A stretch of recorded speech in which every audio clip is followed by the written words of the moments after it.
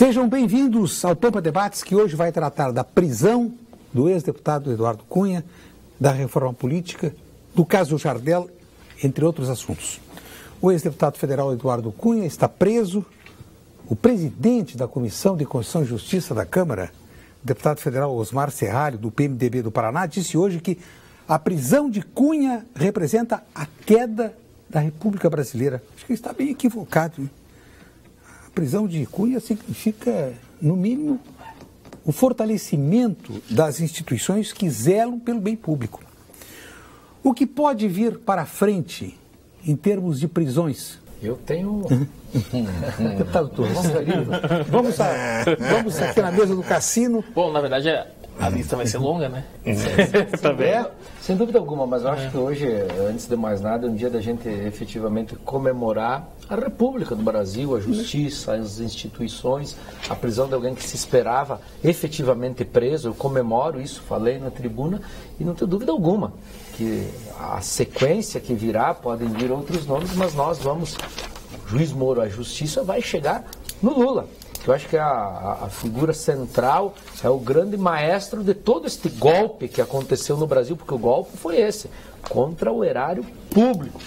Usar o que é do público para a manutenção de um projeto de poder, de ganância, que acabou arrasando com o nosso país, infelizmente. Então, acho que hoje, e não hoje, desde que iniciou a Lava Jato, começou uma operação de limpeza, de asepsia no país, e a gente tem que saudar isso. Deputado Turra, e o caso Jardel? Está em todas as rodas, onde eu vou me pergunto, e o caso Jardel, explico, e não convenço, né? Porque o caso se arrasta há tanto tempo, ele continua ganhando salário. Sim. Continua. Sim. E o que eu vejo é um prejuízo da imagem da nossa Assembleia. Pois é, mas aqui, Burdi, com todo o respeito, nós temos que esclarecer, até essa oportunidade, eu sou o relator do caso Jardel, da subcomissão. Nós, obviamente, que dentro de um processo disciplinar interno, de acordo com o regimento interno da Assembleia Legislativa, levamos esse processo, um processo de mais de 8 volumes, farta documentação, oitiva de testemunhas. Neste período, o deputado entrou em licença saúde. Quando começaram as oitivas das testemunhas, nós seguimos ouvindo as testemunhas. Obviamente que no momento dele prestar o seu depoimento, renovou a licença saúde, a mesa da Assembleia concedeu, nós com um parecer da Procuradoria da Assembleia Legislativa, com base num precedente do STJ, no caso do senador Delcídio do Amaral, que dizia, olha, segue igual, mesmo o parlamentar estando usando de uma licença saúde. E tentamos notificar na ocasião o deputado para, querendo comparecer, prestar o seu depoimento pessoal. Ele havia prestado informações ao corregedor, ele não foi localizado. Nós concluímos um relatório e pela cassação do deputado Mário Jardel, foi aprovado pelos 12 membros da Comissão de Ética. E agora? Foi a Comissão de Constituição e Justiça, iria a plenário, no dia da votação do plenário, uma liminar na Justiça, deferida pelo Poder Judiciário, decisão judicial. A gente pode contestar, mas tem que cumprir. É isso que está mantendo o deputado Mário Jardel, deputado. Então, logo... Desculpe, essa liminar foi concedida, eu estava na Assembleia, isso foi em agosto? Foi em agosto. Foi em agosto, exato. Não, acho que julho. Julho, não, foi julho. Julho antes do recesso. Um pouquinho antes do recesso. Porque logo ali estava encaminhado para ser votado no plenário, em julho. Pois bem, de lá para cá a Assembleia Legislativa, obviamente, que até para preservar, e aí é uma questão de discussão, um poder interferindo no outro, num processo interno, enfim, recorreu. Demorou, é o procedimento normal, a Assembleia não quis também perder a oportunidade de um recurso e colocar, enfim, em xeque essa discussão maior, digamos assim. O Pleno, por maioria de votos, manteve a liminar, a Assembleia recorreu de novo, mas agora a mesa determinou, olha, para não ficar uma situação indefinida, vamos ouvir o deputado. Então, logo... Não, mas recorreu recorreu, e a decisão do STJ confortou a decisão do tribunal. Exatamente. Está sendo mantido o deputado por uma liminar. Segunda-feira chegou a mim, de novo, o processo por uma decisão da mesa. Bom, vamos discutir judicialmente, mas para que o tempo não continue, em tese, causando prejuízo ao cidadão gaúcho, vamos ouvir o deputado Mário Jardel. Tão logo chegou em minhas mãos o processo de volta, eu determinei a intimação do deputado para que na próxima terça-feira que vem preste, querendo, o seu depoimento. Ele não foi localizado. até o momento que eu estava vindo aqui para Rio de Pampa, nós não localizamos, ele não apareceu na Assembleia, na casa dele também não foi. Há informações, inclusive, que desde sexta-feira ele não tem aparecido em casa, a janela aberta, então agora vamos aguardar para terça-feira, né? Essas são as... É isso, veja. Esse é o transtorno. Eu não vou opinar sobre isso, porque isso é uma questão que está feita ao nosso tribunal. Exato. Né? Inclusive, eu me dei por impedido no julgamento, porque tenho ligações com o Jardel lá, em razão de alguma coisa ligada ao Grêmio. Então, por cautela, eu tenho muito cuidado nisso, né? Eu não participei do julgamento. Mas só digo o seguinte: o que se discute ali é uma questão de princípio da mais ampla defesa e do contraditório em todas as direções, inclusive nos processos administrativos e nos processos envolvendo questões de comissões da Assembleia, né? Eu acho que essa é a questão central, né? Então, às vezes, isso também para o leigo é complicado. Eu concordo, quer dizer, são coisas que eu não compreendo, né? Eu confesso que eu não compreendo. Que pessoas que estão exercendo um mandato e coisa, eu seria o primeiro a me apresentar para prestar o depoimento. Mas, desembargador, a apreciação da liminar, já contemplando o mérito, obedece a uma fila, isso que eu tento explicar, obedece a uma fila, e já existe previsão, já está na pauta a decisão de mérito, porque o que o advogado deputado conseguiu foi uma liminar. Sim, uma liminar. E dessa liminar, aí que está.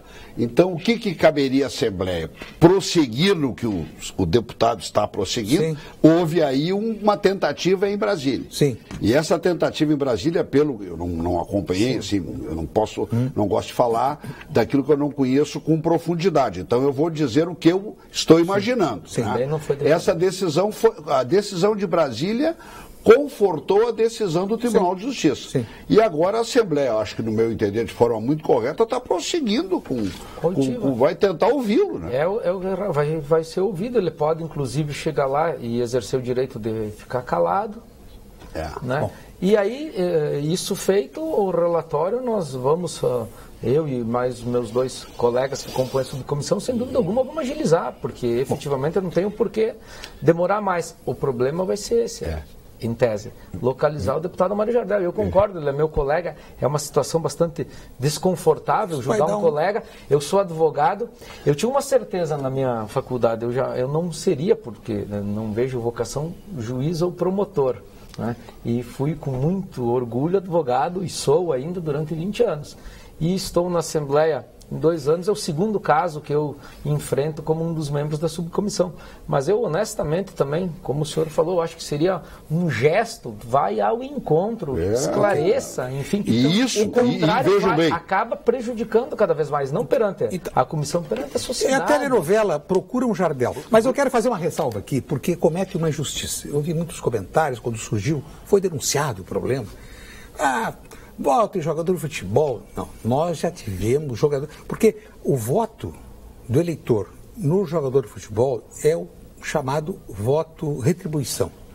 Nos deu tantas alegrias no campo, vamos retribuir. Quantos gols, né? E quantos deputados nós tivemos que foram jogadores de futebol, podia que nominar todos que passaram pela Assembleia Legislativa, e deputados... pela Câmara, Larry Pinto de Faria, Paulo Buba, Valdomiro, Elton Felser, João Severiano, tantos... José Tarcísio, Flecha de Lima. Que está atuando. Então, esse pré-julgamento, e quase Flecha Negra, né? Quase deputado.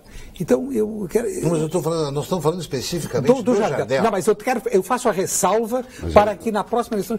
não, jogador de futebol vai descambar para mais um caso de Jardel. Não, isso não. Quero fazer uma colocação.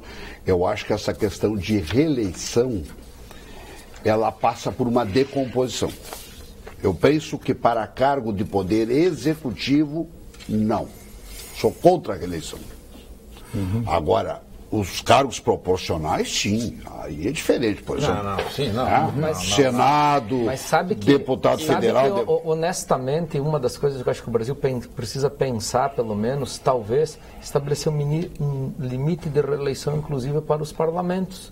Porque também o mal que está aí corroendo o Congresso não é feito por gente que recém chegou, não que recém chegue num parlamento seja o santo da hora, mas Há também aí, eu coloco isso e seria contra a minha posição, mas não é contrário. Eu acho que a gente precisa pensar. Cristóvão Buarque, o senador PDT, ele tem uma tese, assim, uma reeleição só, porque isso vai permitir, inclusive, a reoxigenação, a renovação, o surgimento e a ascensão. E a ascensão. Porque o cargo público ele não deve ser o meio em si. Eu estou deputado, não é? É diferente. Você não tendo limite, você vai criando ainda mais do formato que no país é feita a política, com emendas.